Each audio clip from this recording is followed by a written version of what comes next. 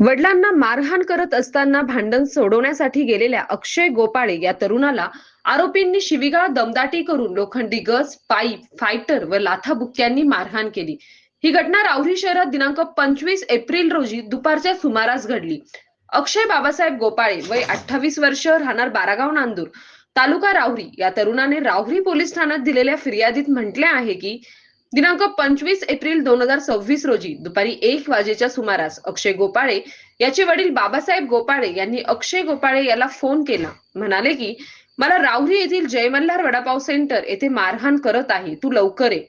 तेव्हा अक्षय गोपाळे हा तात्काळ बाजार समिती समोर असलेल्या जय मल्हार वडापावच्या दुकानात गेला. त्या ठिकाणी अक्षय गोपाळे यांच्या वडिलांना आरोपी काठी व लाथाबुक्क्याने मारहाण करीत होते.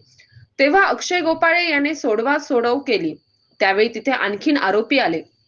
त्यांनी अक्षय गोपाळे याला लोखंडी गज, लोखंडी पाईप, फायटर व लाथाबुक्क्यांनी बेदम मारहाण केली आणि बाबासाहेब गोपाळे यांच्या खिशातील 30,000 रुपये रोख रक्कम आणि अक्षय गोपाळे याच्या खिशातील 10,000 रुपये रोख रक्कम व गळ्यातील 1 तोळ्याची सोन्याची चेन, कानातील बाळी काढून घेतली. त्यानंतर तुला खूप माज आला आहे आणि पुन्हा आमच्या नादी लागला तर तुला मारूनच टाकतो अशी धमकी दिली.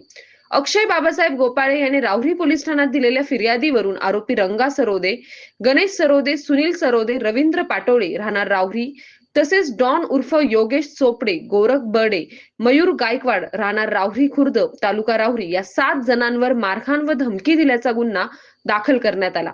सतीश फुलसौंदर सह राजेंद्र म्हसे, MS न्यूज 15 राहुरी अशाच नवनवीन बातम्या पाहण्यासाठी चॅनलला सबस्क्राईब करा.